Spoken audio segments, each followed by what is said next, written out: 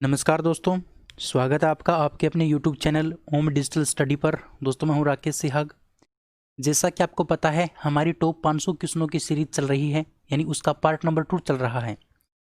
ठीक है, और मैं आपको 5 वीडियो कंप्लीट करवा चुका हूं, यानी 160 नंबर क्वेश्चन तक मैं आपको करवा चुका हूं। आज हम 161 नंबर क्वेश्चन से स्टार्ट करने वाले हैं, तो वीडियो हमेशा की तरह बड़ा इंटरेस्टिंग होने वाला है। जो भी मेरे साथी जुड़ चुके हैं वो एक बार वीडियो को शेयर कर देंगे और अपने दोस्तों को जोड़ लेंगे और अंत तक बने रहेंगे, क्योंकि आपकी पटवार परीक्षा बहुत नज़दीक है और यहाँ से क्वेश्चन आपके साइंस के बहुत सारे क्वेश्चन आने वाले हैं। 80% से लेकर 90% क्वेश्चन यहीं से आएंगे, देख लेना, एक भी क्वेश्चन आपका बाहर नहीं जाएगा। ठीक है, तो शुरू करते हैं क्लास को।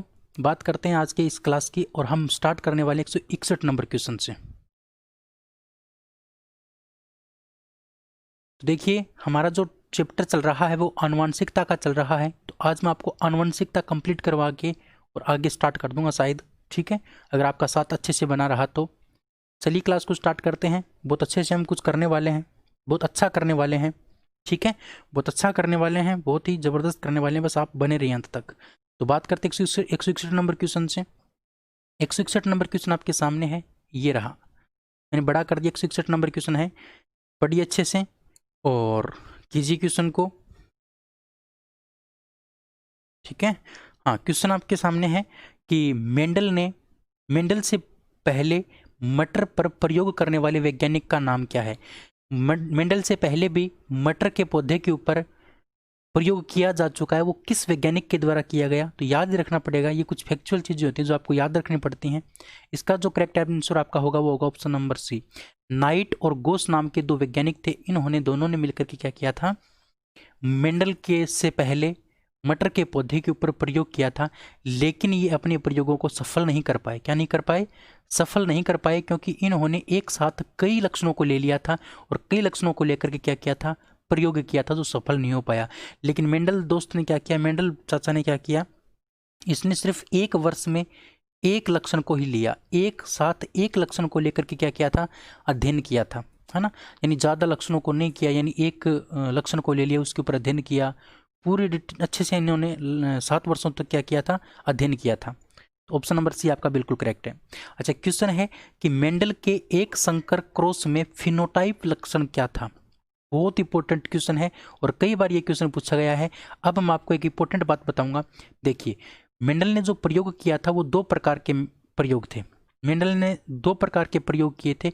एक तो आधारित था एक संकर संकर पर, एक तो था आपका एक संकर संकरण पर आधारित, है ना। एक संकर संकरण, एक संकर संकरण का मतलब है कि जब हम क्या करें, एक लक्षण की वंशागति का अध्ययन करें, सिर्फ एक लक्षण की वंशागति का अध्ययन करें, तो उसको हम क्या बोलते हैं, एक संकर संकरण बोलते हैं। फिर बात आती है द्विसंकर संकर की। द्विसंकर की अगर हम बात करते हैं तो द्विसंकर का मतलब होता है कि जब हम एक साथ 2 लक्षणों की वंशागति का क्या करें, एक साथ 2 लक्षणों की वंशागति का अध्ययन करें, उसको हम बोलते हैं द्विसंकर। तो देखिए, सबसे पहले मैं आपको एक संकर संकरण के बारे में बताता हूँ। जब उन्होंने एक संकर संकरण किया था, कहने का मतलब एक लक्षण को आधार मान करके उसने अध्ययन किया था, तो उसको 2 प्रकार के अनुपात प्राप्त हुए थे। 2 प्रकार के अनुपात प्राप्त हुए थे। एक प्राप्त हुआ था उसको लक्षण प्रारूप और एक प्राप्त हुआ था उनको जीन प्रारूप। यानी उन्होंने अनुपात बनाया था, लक्षण प्रारूप का अनुपात और जीन प्रारूप का अनुपात।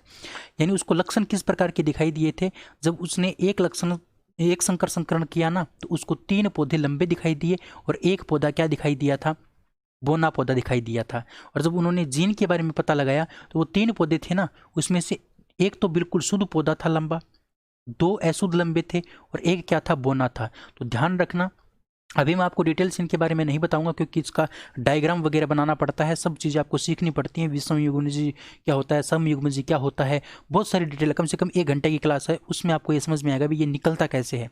लेकिन मैं आपको बता दूं, याद कर लेना, एक संकर के अगर आपको पूछेगा तो 2 क्वेश्चन पूछ सकता है। एक तो आपको पूछ सकता है लक्षण प्रारूप और एक आपको पूछ सकता है जीन प्रारूप। लक्षण प्रारूप को क्या कहा जाता है, लक्षण प्रारूप को कहा जाता है फिनोटाइप, और जीन प्रारूप को कहा जाता है जीनोटाइप। क्या कहा जाता है, जीनोटाइप, है ना। तो ये जो आपका जीनोटाइप था वो था 1:2:1 और एक लक्षण प्रारूप क्या था, 3:1। इसका ऑप्शन नंबर क्या होगा आपका, बी करेक्ट हो जाएगा। ये बात तो मैंने आपको बता दी एक संकर की, लेकिन अब हम बात करते हैं किसकी, द्विसंकर की। द्विसंकर में भी उसको दो प्रकार के अनुपात प्राप्त हुए थे। कौन कौन से? एक तो उसको लक्षण प्रारूप प्राप्त हुआ था, लक्षण अनुपात। तो अगर हम बात करते हैं किसकी, द्विसंकर की, द्विसंकर में जो इसको लक्षण प्रारूप प्राप्त हुआ था वो प्राप्त हुआ था 9:3:3:1। याद रखना, 9:3:3:1 इसको लक्षण प्रारूप प्राप्त हुआ था। कब? जब इसने द्विसंकर संकरण किया, यानी दो लक्षणों का एक साथ क्या किया, अध्ययन किया। उसके बाद अगर हम बात करते हैं जीन की, किसकी बात करते हैं, जीन की बात करते हैं, जीनोटाइप की बात करते हैं, जीनोटाइप यानी जीन प्रारूप की बात करते हैं। तो इसको जीन प्रारूप प्राप्त हुआ था द्विसंकर संकरण में, वो आपको याद रखना पड़ेगा। इस प्रकार से याद कर लेना, 1:2:2 यानी 122:412, 122:412। उसके आगे आपको ध्यान रखना है 121, 121। ये इसका अनुपात था, किसका, जीन प्रारूप का। मैंने याद कर रखा है 122:412, 121। इस प्रकार से आप याद कर लेना। तो आपसे क्वेश्चन 4 क्वेश्चन पूछ सकता है, एक संकर के 2 क्वेश्चन हो गए, द्विसंकर के 2 क्वेश्चन हो गए। याद रख सकते हो ना अच्छे से। अगला क्वेश्चन है कि मेंडल के द्विसंकर प्रयोग का फिनोटाइप क्या था। फिनोटाइप पूछा यानी लक्षण प्रारूप पूछा है, तो क्या था, 9:3:1। ये आपका क्या हो जाएगा, करेक्ट आंसर। 9:3:3:1 आपका क्या होगा, बिल्कुल करेक्ट होगा। ऑप्शन नंबर बी आपका बिल्कुल राइट होगा। अगला क्वेश्चन है कि मेंडल के नियमों का अपवाद क्या है। मेंडल के नियमों का अपवाद, यानी मेंडल के नियमों के 3 अपवाद थे, 4 अपवाद थे। एक तो था आपका अपूर्ण प्रभाविता, एक तो था आपका अपूर्ण प्रभाविता। अब ये होता क्या है वो तुम आपको कभी थ्योरी क्लास पढ़ाऊंगा तब पढ़ा पाऊंगा। एक अपूर्ण प्रभाविता, इसका क्या था, अपवाद था, यानी अपूर्ण प्रभाविता के बारे में ये नहीं समझा पाया था। दूसरी ये चीज़ क्या नहीं समझा पाया था, दूसरी ये समप्रभाविता नहीं समझा पाया था। समप्रभाविता क्या होती है इसको नहीं समझा पाया था, कौन, मेंडल। और इसने तीसरा जो है ना, तीसरा इसका जो था वो था बहुजीनी लक्षण। बहुजीनी लक्षण के बारे में नहीं बता पाया था मेंडल भाई साहब। और चौथा था आपका सहलग्नता, सहलग्नता। यानी ये 4 ऐसे मतलब पॉइंट थे जो मेंडल इसके बारे में नहीं बता पाया था। यानी कहने का मतलब ये इसके नियमों के क्या हैं, अपवाद हैं। ये नियमों के क्या हैं, अपवाद हैं। यानी ये चारों की चारों चीज़ आपको मेंडल के नियमों में नहीं मिलेंगी। इसका करेक्ट आंसर आपका क्या हो जाएगा, ऑप्शन नंबर सी, क्योंकि ऑप्शन नंबर सी में ही आपको दे रखा है सहलग्नता। इसके अलावा युग्मकों की शुद्धता, प्रभाविता, स्वतंत्र अपविभन, ये सब कुछ समझा पाया था। लेकिन प्रभाविता की बात करें तो अपूर्ण प्रभाविता और समप्रभाविता के बारे में नहीं बता पाया था। ठीक है, अगर प्रभाविता की बात करें तो बताया था प्रभाविता का नियम तो, लेकिन सम प्रभाविता और अपूर्ण प्रभाविता के बारे में ये कोई जानकारी हमें नहीं दे पाया था। ऑप्शन नंबर सी आपका बिल्कुल क्या होगा, करेक्ट होगा। अगला क्वेश्चन है कि हरगोविंद खुराना को किस आविष्कार के लिए सम्मानित किया गया। हरगोविंद खुराना जी को किस आविष्कार के लिए सम्मानित किया गया था, तो ध्यान रखना, जीन संश्लेषण के लिए। जीन का निर्माण इसने किया था, है ना, कृत्रिम जीन का निर्माण इसने कर दिया था। तो जीन संश्लेषण के लिए इसका आविष्कार किया था, जीन का आविष्कार किया था, इसीलिए इनको क्या मिला, नोबेल पुरस्कार दिया गया था हरगोविंद खुराना को। ऑप्शन नंबर ए आपका बिल्कुल राइट होगा। अभी कुछ फैक्चुअल चीजें हैं जो आपको याद करनी पड़ेंगी। अच्छा, अगला क्वेश्चन है कि किसके द्वारा आनुवंशिकता के विज्ञान को आनुवंशिकी कहा गया था।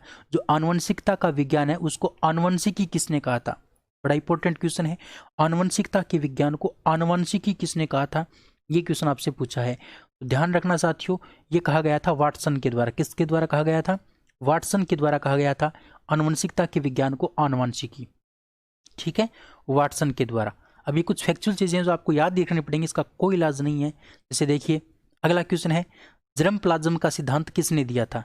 तो जर्म प्लाज्म का जो सिद्धांत है वो दिया था विजमैन नाम के वैज्ञानिक ने। किसने दिया था, विजमैन नाम के वैज्ञानिक ने। अच्छा, इसने क्या कहा था समझिए, विजमैन ने क्या कहा था। विजमैन ने कहा था कि मान लो कोई जीव है, ये मान लो कोई जीव है, कोई भी जीव होता है, उस जीव के शरीर में 2 प्रकार का क्या पाया जाता है, 2 प्रकार का जीव द्रव्य पाया जाता है। कितने प्रकार का, 2 प्रकार का जीव द्रव्य पाया जाता है। एक को तो बोलते हैं, एक नंबर को तो बोलते हैं जर्म प्लाज्म, एक को नाम इसने दिया था जर्म प्लाज्म, और दूसरे का जो नाम दिया था वो भी आपको ध्यान रखना है। दूसरे का जो नाम दिया गया था ना, वो दिया गया था सोमेटोप्लाज्म। क्या नाम दिया गया था, सोमेटोप्लाज्म, सोमेटोप्लाज्म। सोमेटोप्लाज्म। तो देखिए मैंने क्या बताया कि विज़मैन नाम का जो वैज्ञानिक था उसने कहा कि एक कोई भी जीव होता है, उस जीव के शरीर में दो प्रकार का जीव द्रव्य पाया जाता है। एक तो होता है जर्म प्लाज्म और दूसरा होता है साइटोप्लाज्म। जर्म प्लाज्म जो होता है वो आपकी जनन कोशिकाओं में पाया जाता है। कहाँ पर पाया जाता है? जनन कोशिकाओं में पाया जाता है ना। और ये जो साइटोप्लाज्म सोमेटोप्लाज्म है, ये सोमेटोप्लाज्म आपका पाया जाता है कायिक कोशिकाओं में, कायिक कोशिकाओं में। उसने फिर ये बताया कि जो हमारा जो लक्षण है ना, हमारा लक्षण मतलब ये कोई पिता है और इस पिता का लक्षण इसकी संतान में जाता है, तो वो आगे ले जाने का काम करता कौन है? वो यही जर्म प्लाज्म करता है, क्योंकि यही क्या पाया जाता है?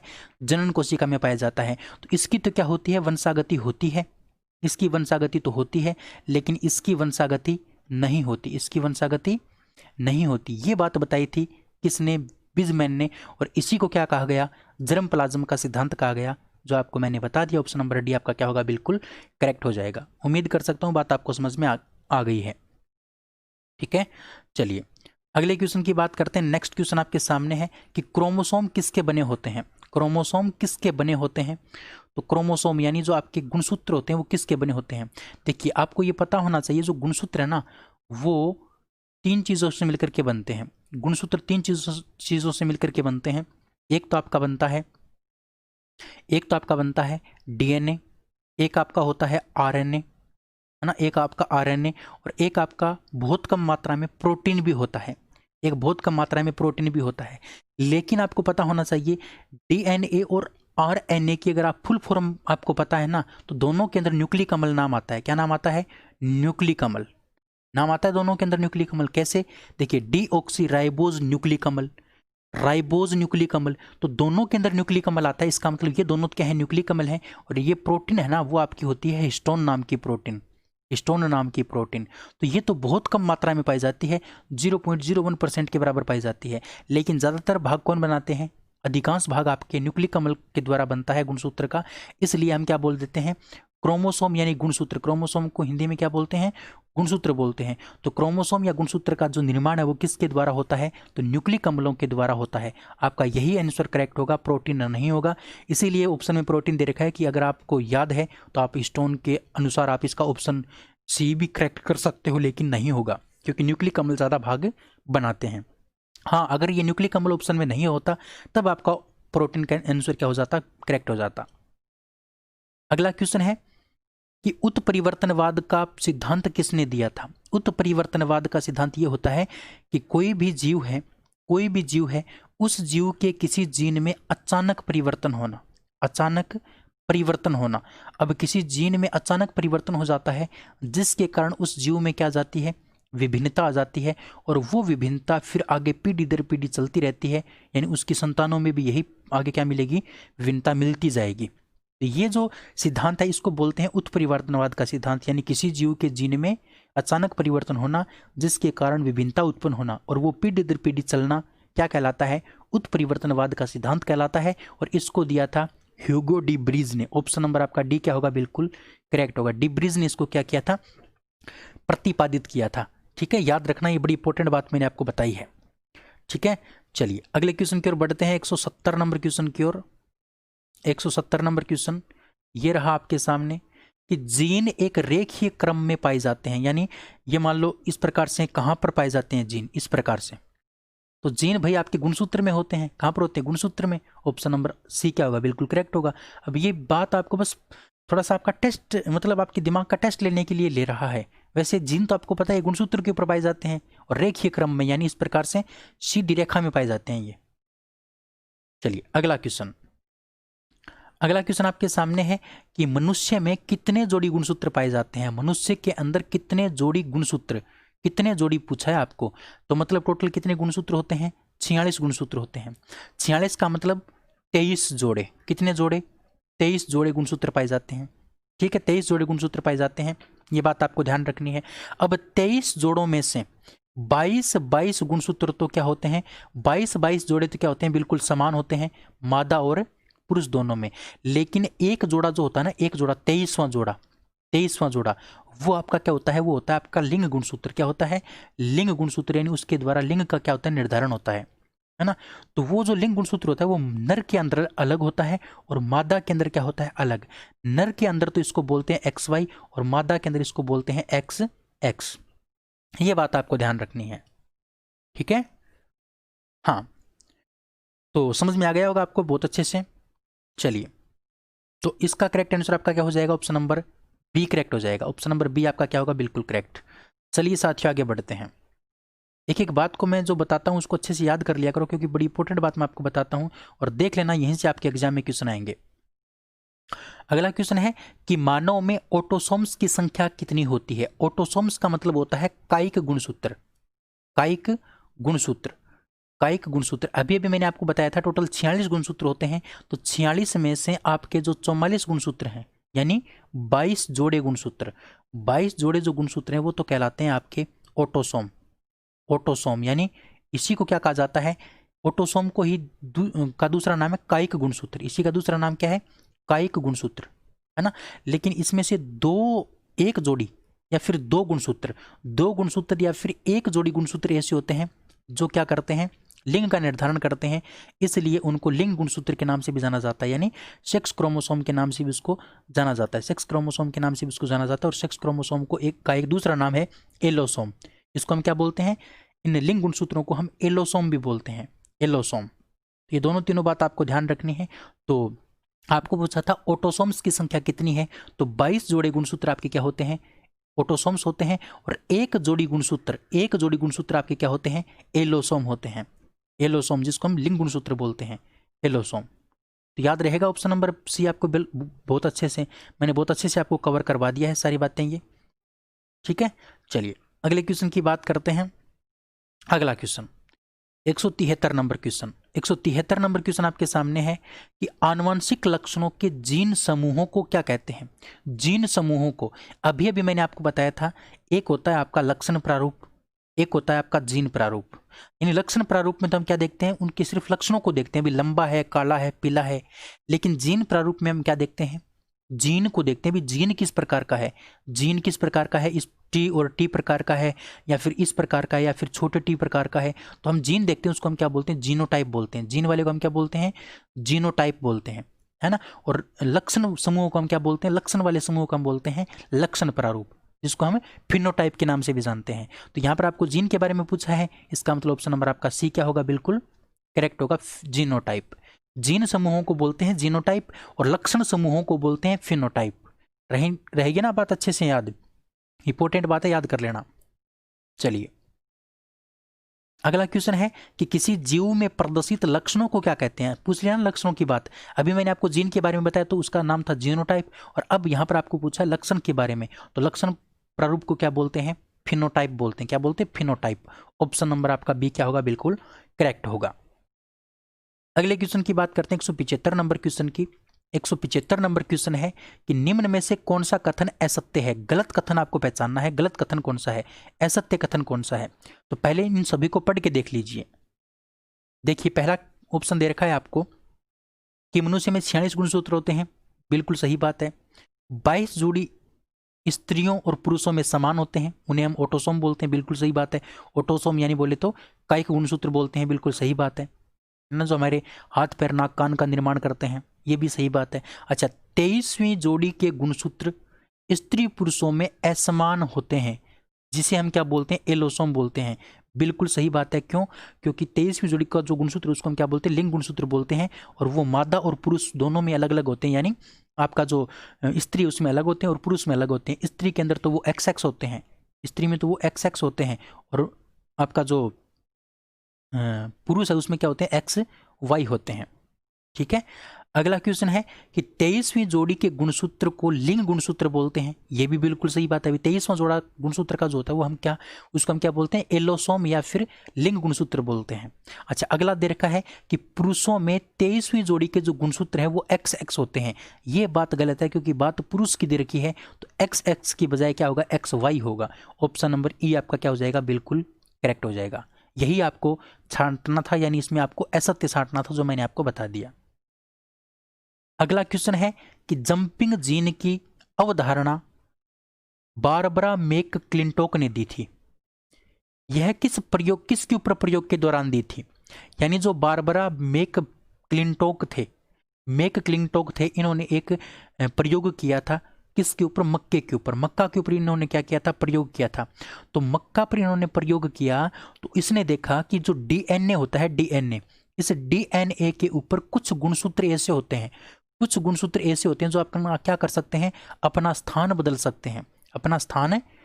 सकते हैं, उनको क्या नाम दिया गया? उनको जंपिंग जीन नाम दिया गया। क्या नाम दिया गया? Jumping gene. तो जंपिंग जीन की अवधारणा जो दी गई है वो मैकक्लिंटोक के द्वारा दी गई है। किसके द्वारा? मैकक्लिंटोक के द्वारा दी गई है। किसके ऊपर प्रयोग करके? तो ध्यान रखना, मक्का के ऊपर प्रयोग करके। जब वो मक्का के ऊपर प्रयोग कर रहा था तब उसको ये पता चला कि डीएनए के ऊपर कुछ गुणसूत्र ऐसे होते हैं जो अपना स्थान चेंज कर सकते हैं, अपना स्थान बदल सकते हैं। तो उन्हीं जीनों को उसने क्या नाम दे दिया? जंपिंग जीन नाम दे दिया। उम्मीद कर सकता हूं बात आपको अच्छे से समझ में आ गई होगी।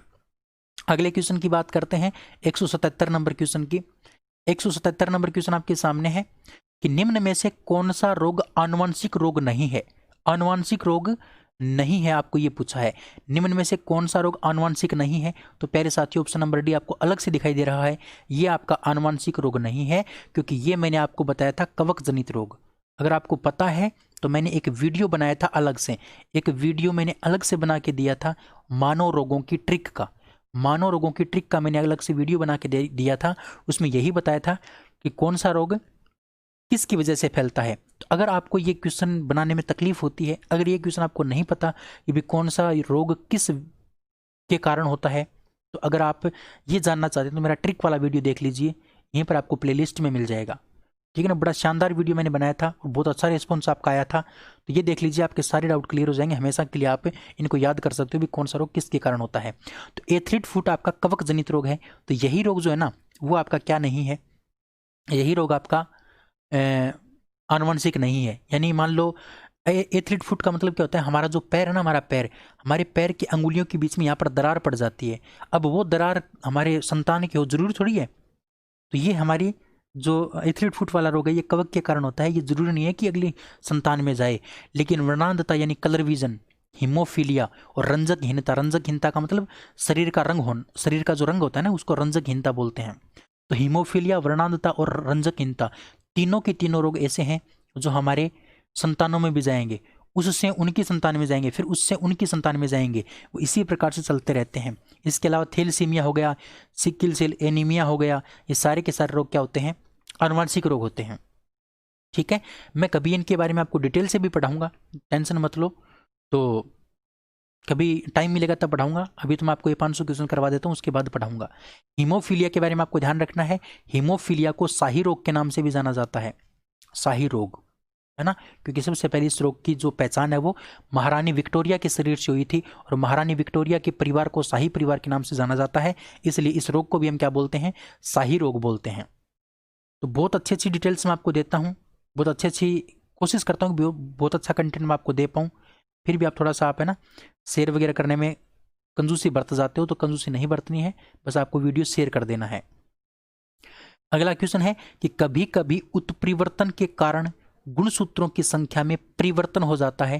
गुणसूत्रों में कमी या फिर अधिकता होने से जो रोग होते हैं उन रोगों को हम क्या बोलते हैं? तो प्यारे साथियों ध्यान रखना, गुणसूत्रों की कमी या फिर वृद्धि से जो रोग होते हैं उनको बोलते हैं सिंड्रोम रोग। क्या बोलते हैं उसको? सिंड्रोम रोग बोलते हैं। और ये सिंड्रोम कई प्रकार के होते हैं, Turner syndrome, Klinefelter syndrome, Patau syndrome, Edward syndrome, Turner syndrome, है ना, super male syndrome, super female syndrome, इस प्रकार के बहुत सारे रोग होते हैं ये, है ना। तो इनको कहा जाता है जो गुणसूत्रों की कमी या वृद्धि के कारण होते हैं, सिर्फ गुणसूत्र में कमी या वृद्धि के कारण जो रोग उत्पन्न होते हैं उनको बोलते हैं सिंड्रोम रोग। ऑप्शन नंबर आपका ए क्या होगा? बिल्कुल करेक्ट। चलिए अगले क्वेश्चन की बात करते हैं। अगला क्वेश्चन आपके सामने साथियों कि निम्न में से कौन सा कथन असत्य है? निम्न में से कौन सा कथन असत्य है आपको ये बताना है। तो कौन सा कथन असत्य यानी गलत जो है ना वो आपको छांटना है। देखिए पहला दे रखा है डाउन सिंड्रोम के बारे में। किसके बारे में? सबसे पहले डाउन सिंड्रोम के बारे में दे रखा है।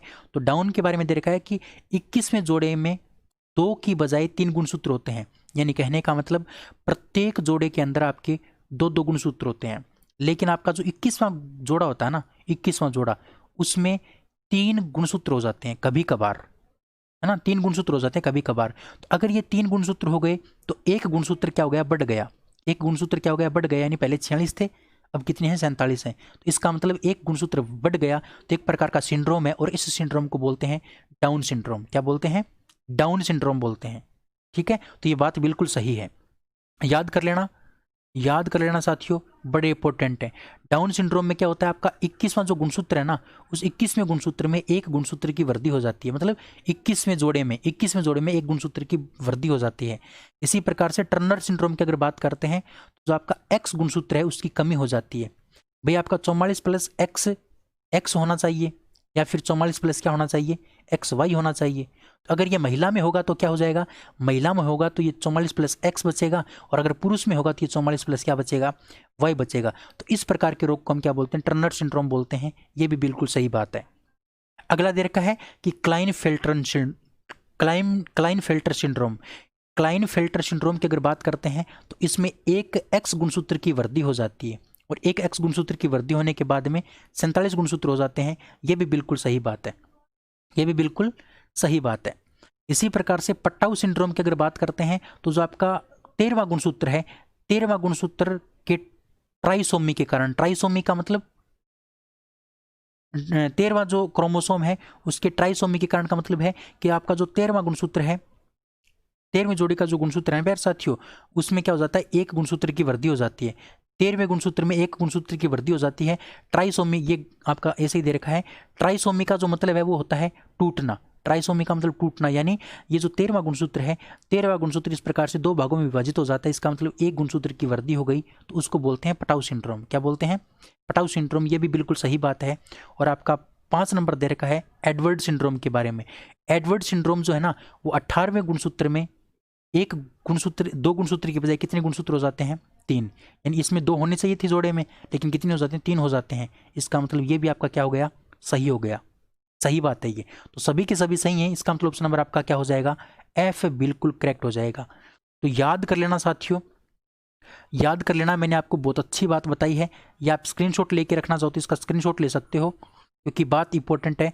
और थ्योरी क्लास में तो मैं आपको अच्छे से पढ़ा दूंगा इनको, लेकिन अभी ज़्यादा डिटेल तो नहीं बता पाऊंगा। लेकिन मैंने ये क्वेश्चन लेने की कोशिश की है यहाँ पर, और क्वेश्चन में कुछ मेंशन करने की भी कोशिश की है, जिससे कि आपका ये सिंड्रोम वाला जो टॉपिक है वो आधा अधूरा करके भी क्या हो जाए, क्लियर हो जाए, और आप एग्जाम में इनके बारे में अच्छे से क्वेश्चन कर पाओ।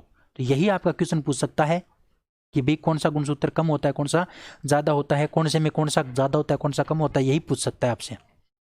ठीक है, तो ये याद रखना। चलिए अगले क्वेश्चन की ओर बढ़ते हैं। 180 नंबर क्वेश्चन, 180 नंबर क्वेश्चन आपके सामने है साथियों, कि मेंडल के नियम के अपवाद निम्न में से कौन सा है। मेंडल के नियमों के अपवाद मैंने आपको स्टार्टिंग में बताए थे, 4 होते हैं। एक तो आपका अपूर्ण प्रभाविता होता है, एक सम प्रभाविता होता है, एक बहुजिनी लक्षण होता है, और एक आपका सहलगनता होता है। एक आपका सहलगनता होता है। तो ये सहलगनता तो यहाँ पर नहीं है, लेकिन ये तीनों की तीनों दे रखे हैं। इसका मतलब ऑप्शन नंबर डी आपका क्या होगा, बिल्कुल करेक्ट। ये 3-4 बातों को ये नहीं समझा पाया था मेंडल, यही इसके क्या है, अपवाद हैं। ऑप्शन नंबर डी आपका बिल्कुल क्या है, करेक्ट है। अगला क्वेश्चन है कि निम्न में से कौन सा कथन माइटोकॉन्ड्रिया के लिए असत्य है। माइटोकॉन्ड्रिया के बारे में असत्य कथन कौन सा है, वो आपको पहचानना है। माइटोकॉन्ड्रिया के बारे में जो असत्य कथन है साथियों, वो आपको पहचानना है। तो पहला दे रखा है कि कोलिंकर ने सर्वप्रथम इसे कीटों की रेखित पेशियों में देखा था। ये बात बिल्कुल सही है। सबसे पहले इस माइटोकॉन्ड्रिया को देखा किसने था, कोलिंकर ने देखा था कीटों के अंदर। इसकी खोज किसने की, तो साथियों मैं आपको बता दूं, ये जो आपका माइटोकॉन्ड्रिया होता है, इसकी खोज एक तो आपके अल्टमैन, एक आपका कोलिंकर, और एक आपका फ्लेमिंग। तीनों व्यक्तियों ने मिलकर के इसकी क्या की थी, खोज की थी। तीनों व्यक्तियों ने मिलकर के इसकी खोज की थी, लेकिन श्रेय किसको दिया जाता है, अल्टमैन को दिया जाता है। इसकी खोज का श्रेय अल्टमैन को दिया जाता है, ये बात आपको ध्यान रखनी है। तो कोलिंकर ने सर्वप्रथम देखा था, फिर इस अल्टमैन ने, कोलिंकर और फ्लेमिंग ने, तीनों ने मिलकर इसकी क्या कर दी, खोज कर दी। और फिर इस अल्टमैन ने खोज करने के बाद इसको माइटोकॉन्ड्रिया नाम नहीं दिया था। मान लो ये कोई कीट है और इस कीट के अंदर ये एक अंग मिल गया, इस कीट के अंदर ये अंग मिल गया, तो इस अंग को सबसे पहले जो नाम दिया गया था वो अल्टमैन के द्वारा दिया गया था, और वो नाम दिया गया था बायोप्लास्ट। क्या नाम दिया गया था, बायोप्लास्ट नाम दिया गया था। ये बिल्कुल बात सही है। फिर इस बायोप्लास्ट को माइटोकॉन्ड्रिया कहा गया, इस बायोप्लास्ट को क्या नाम कहा गया, क्या नाम दिया गया? माइटोकॉन्ड्रिया। तो ये बायोप्लास्ट को माइटोकॉन्ड्रिया जो नाम दिया गया था वो सी बेंदा नाम के व्यक्ति ने दिया था। किसने दिया था? सी बेंदा नाम के व्यक्ति ने दिया था। ये बात बिल्कुल सही है, ध्यान रखना। अच्छा, अगला है कि इनकी खोज का श्रेय अल्टमान व फ्लेमिंग को जाता है। बिल्कुल, ये भी आपको मैंने बताया है ना। तो ऑप्शन नंबर आपका डी भी सही है। तो आपको असत्य छांटना था, तो असत्य इसमें कोई नहीं है, सभी के सभी क्या हैं इसमें? सत्य हैं। तो याद कर लेना, माइटोकॉन्ड्रिया के बारे में मैंने बहुत सारी बातें यहाँ पर बता दी हैं, बड़ी इंपॉर्टेंट बातें मैंने आपको बताई हैं, तो इनको याद कर लेना, ठीक है। चलिए अगले क्वेश्चन की बात करते हैं। 182 नंबर क्वेश्चन आपके सामने है कि प्रोकैरियोटिक में माइटोकॉन्ड्रिया अनुपस्थित रहता है, लेकिन इनमें क्रेब्स शक्कर या फिर सिट्रिक अम्ल शक्कर पाया जाता है। इनमें क्रेब्स शक्कर की क्रिया कहाँ संपन्न होती है? यानी ऐसी कोशिकाएं जिनके अंदर माइटोकॉन्ड्रिया तो नहीं पाया जाता, माइटोकॉन्ड्रिया तो नहीं पाया जाता, लेकिन फिर भी उनके अंदर क्या होता है? क्रेब्स शक्कर होता है। क्योंकि मैंने आपको बताया था कि जो आपका क्रेब्स शक्कर है वो आपका माइटोकॉन्ड्रिया का जो मैट्रिक्स भाग होता है ना, मैट्रिक्स भाग, उसी में संपन्न होता है। लेकिन यहाँ पर तो दे दिया कि माइटोकॉन्ड्रिया है ही नहीं, फिर भी ये क्रेब्स शक्कर होता है, तो वो कहाँ पर होता है? तो ध्यान रखना साथियों, जिनके अंदर माइटोकॉन्ड्रिया नहीं होता उनमें माइटोकॉन्ड्रिया का जो असिस्टेंट है वो होता है मिजोसोम। माइटोकॉन्ड्रिया का असिस्टेंट कौन होता है? मिजोसोम होता है। तो मिजोसोम आपका माइटोकॉन्ड्रिया के जैसे ही काम करता है। तो जिन कोशिकाओं में माइटोकॉन्ड्रिया नहीं होता उनके अंदर जो आपका क्रेब्स शक्कर या फिर सिट्रिक अम्ल शक्कर जो होता है ना, वो मिजोसोम के अंदर संपन्न होता है। ये बात आप अच्छे से ध्यान रखना। वैसे तो आपको मैंने बता रखा है कि माइटोकॉन्ड्रिया का जो आपका मैट्रिक्स भाग है उसी में आपका क्या होता है? मैट्रिक्स भाग में ही क्रेब्स शक्कर संपन्न होता है, लेकिन जिसके अंदर माइटोकॉन्ड्रिया नहीं है वहां पर मिजोसोम पाए जाते हैं, और मिजोसोम के अंदर आपका क्या होगा? क्रेब्स शक्कर होगा। अगला क्वेश्चन है 183 नंबर क्वेश्चन कि किसे कोशिका का ऊर्जा ग्रह, पावर हाउस या फिर ऊर्जा की मुद्रा या फिर संग्रह का कार कहा जाता है? तो ऊर्जा का पावर हाउस या फिर ऊर्जा ग्रह जो कहा जाता है वो कहा जाता है माइटोकॉन्ड्रिया को। बहुत सारी बातें मैंने आपको बता रखी हैं इसके बारे में। खोज अल्टमैन, फ्लेमिंग और कोलिंकर ने की थी। बेंदा नाम के व्यक्ति ने इसको माइटोकॉन्ड्रिया नाम दिया था। अल्टमैन ने इसको बायोप्लास्ट कहा था। फ्लेमिंग ने इसको फाइला नाम दिया था। तो ये सारी बात मैं आपको पीछे बता चुका हूँ। तो ये जो माइटोकॉन्ड्रिया है यहाँ पर जो निर्माण है वो एटीपी के रूप में होता है। निर्माण है ना, वो एटीपी के रूप में होता है। यानी माइटोकॉन्ड्रिया के अंदर आपका एक F1 नाम का कण पाया जाता है। क्या पाया जाता है? F1 नाम का कण पाया जाता है। और उस F1 कण में किसका निर्माण होता है? एटीपी का निर्माण होता है। और एटीपी हमारी ऊर्जा होती है, यानी इसी ऊर्जा के द्वारा हम क्या कर पाते हैं? काम कर पाते हैं। इसीलिए इसे माइटोकॉन्ड्रिया को क्या बोलते हैं? ऊर्जा ग्रह। और जब ऊर्जा हमें मिल जाएगी तो हमारे शरीर में शक्ति आएगी, इसीलिए इसको हम क्या बोलते हैं? शक्ति ग्रह भी बोलते हैं। क्या बोल सकते हैं? शक्ति ग्रह भी बोल सकते हैं इसको। तो ऊर्जा ग्रह, पावर हाउस या फिर शक्ति ग्रह किसको कहा जाता है? माइटोकॉन्ड्रिया को कहा जाता है। 184 नंबर क्वेश्चन ये रहा साथियों कि माइटोकॉन्ड्रिया की खोज किसने की थी? तो माइटोकॉन्ड्रिया की खोज की थी अल्टमैन ने। वैसे कोलिंकर भी था साथ में, लेकिन कोलिंकर को श्रेय नहीं दिया जाता है। ज़्यादा श्रेय किसको मिलता है? अल्टमैन को मिलता है। अल्टमैन ने ही इसको क्या नाम दिया था? माइटोकॉन्ड्रिया को बायोप्लास्ट नाम दिया था। क्या नाम दिया था? बायोप्लास्ट। ध्यान रखना ये बात, ये क्वेश्चन कई बार पूछा जा चुका है। अल्टमैन ने माइटोकॉन्ड्रिया को क्या नाम दिया था? बायोप्लास्ट। अच्छा, माइटोकॉन्ड्रिया को माइटोकॉन्ड्रिया नाम किसने दिया था? सी बेंदा ने दिया था। ठीक है, चलिए अगला क्वेश्चन है कि क्रेब्स शक्कर की क्रिया संपन्न होती है माइटोकॉन्ड्रिया के मैट्रिक्स भाग में। बता दी थी मैंने अभी बात आपको। और जब माइटोकॉन्ड्रिया नहीं होगा तो ये क्रिया कहाँ पर संपन्न हो जाएगी? मिजोसोम में संपन्न हो जाएगी, क्योंकि माइटोकॉन्ड्रिया का असिस्टेंट कौन होता है? मिजोसोम होता है।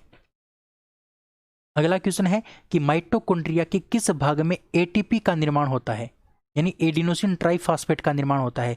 तो अभी अभी मैंने आपको बताया था F1 कण जो है ना माइटोकॉन्ड्रिया के अंदर पाया जाता है, और इसी F1 कण के अंदर आपका एटीपी बनता है ना, एटीपी बनता है। और एटीपी के कितने अणु बनते हैं? टोटल 38 अणु बनते हैं। उसमें से 36 तो आपके क्रेब्स शक्कर के दौरान बनते हैं, 36 क्रेब्स शक्कर के दौरान, और 2 आपके बनते हैं ग्लाइकोलाइसिस शक्कर के दौरान। ग्लाइकोलाइसिस शक्कर जो होता है वो O2 की अनुपस्थिति में होता है, और क्रेब्स शक्कर जो है वो O2 की उपस्थिति में होता है। ठीक है, तो आपके F1 कण के अंदर क्या होते हैं? आपके एटीपी के अणु बनते हैं, एटीपी ऊर्जा बनती है। ऑप्शन नंबर सी आपका बिल्कुल करेक्ट होगा। अगला क्वेश्चन है कि निम्न में से कौन सा मानव कोशिकाओं में माइटोकॉन्ड्रिया का अभाव होता है? निम्न में से कौन सी मानव कोशिकाओं में माइटोकॉन्ड्रिया नहीं पाया जाता? ऐसी कोशिकाएं मानव के अंदर कौन सी होती हैं जिनके अंदर माइटोकॉन्ड्रिया नहीं होता? तो उनका नाम है प्यारे साथियों आरबीसी। आरबीसी जो है ना, आरबीसी वो मानव शरीर में एक ऐसी कोशिका है जिसके अंदर माइटोकॉन्ड्रिया नहीं पाया जाता। इनके अंदर माइटोकॉन्ड्रिया नहीं पाया जाता, ध्यान रखना। आरबीसी के अंदर, आरबीसी मानव शरीर की ऐसी कोशिका है जिसके अंदर माइटोकॉन्ड्रिया अनुपस्थित होता है। ऑप्शन नंबर बी आपका बिल्कुल क्या हो जाएगा? Correct answer. अच्छा, एक बात मैंने आपको पहले बता रखी है, आरबीसी का कब्रिस्तान किसे कहा जाता है? आरबीसी का कब्रिस्तान, तो आरबीसी का जो कब्रिस्तान कहा जाता है वो प्लीहा को कहा जाता है, क्योंकि प्लीहा जो है ना वहीं पर क्या होती है? आरबीसी की मृत्यु होती है। ठीक है, चलिए अगला क्वेश्चन है, डीएनए यानी डीऑक्सीराइबोज न्यूक्लिक अम्ल, डीऑक्सीराइबोज न्यूक्लिक अम्ल डीएनए उपस्थित होता है या फिर किसके अंदर स्वयं का डीएनए पाया जाता है? स्वयं का डीएनए किसके अंदर पाया जाता है? स्वयं का डीएनए, तो ध्यान रखना स्वयं का जो डीएनए है वो सभी के अंदर पाया जाता है। केंद्रक के अंदर खुद का डीएनए पाया जाता है, माइटोकॉन्ड्रिया के अंदर खुद का डीएनए पाया जाता है, और क्लोरोप्लास्ट के अंदर भी क्या पाया जाता है? खुद का डीएनए पाया जाता है। ये तीन कोशिकांग ऐसे हैं, ध्यान रखना, तीन कोशिकांग ऐसे हैं, केंद्रक, माइटोकॉन्ड्रिया और क्लोरोप्लास्ट, ये तीन कोशिकांग ऐसे हैं जिनके अंदर क्या पाया जाता है? खुद का डीएनए पाया जाता है। और इनके लक्षणों का जो संचरण है ना वो खुद के डीएनए के द्वारा ही होता है, गुणसूत्र के डीएनए के द्वारा नहीं होता है।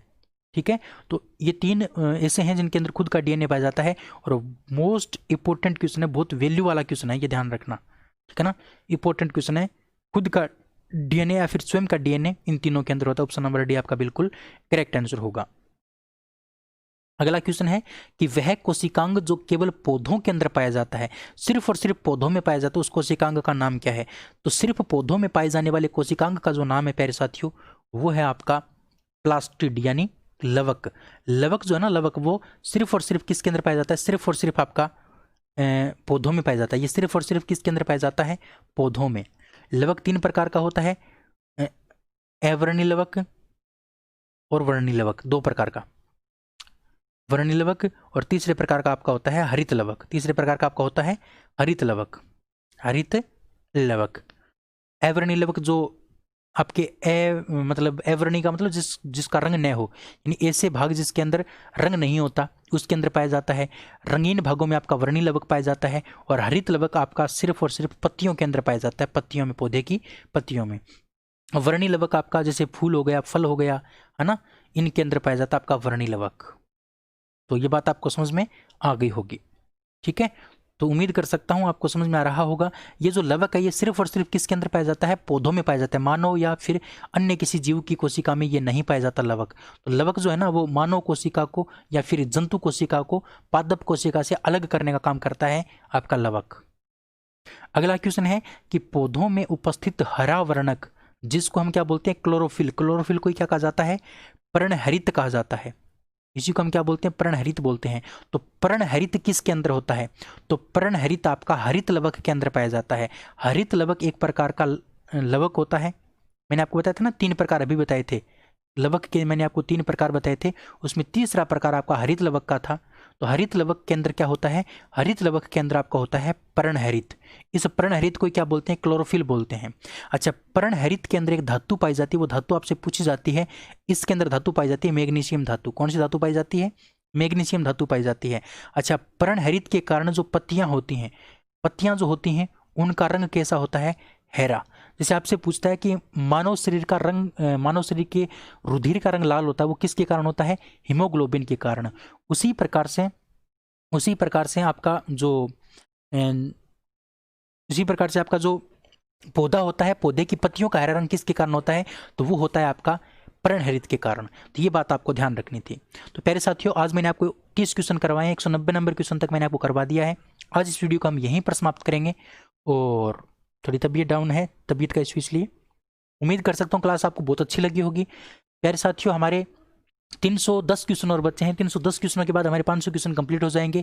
उसके बाद में बहुत अच्छे से स्टार्टिंग से सीरियस हैं, बिल्कुल जीरो लेवल से और हाई लेवल तक के क्वेश्चन मैं आपको करवाने, मतलब सिलेबस में आपको करवाने वाला हूं। अगर आप किसी भी एग्जाम की तैयारी करते हैं तो आप बहुत अच्छी तैयारी कर सकते हैं। ठीक है, आपका पटवारी में सिलेक्शन हो, यही मैं चाहता हूं और यही मैं भगवान से प्रार्थना करता हूं कि पटवारी के अंदर आपका सिलेक्शन हो जाए और बहुत अच्छे से आप अपनी जॉब करो। और उम्मीद कर सकता हूँ आप मेरा भी सहयोग करेंगे। वीडियो को आप लाइक करके जरूर जाएंगे और शेयर करके जरूर जाएंगे। धन्यवाद प्यारे साथियों, फिर कल मिलते हैं दोबारा, तब तक के लिए जय हिंद जय Bharat. Thank you, bye bye.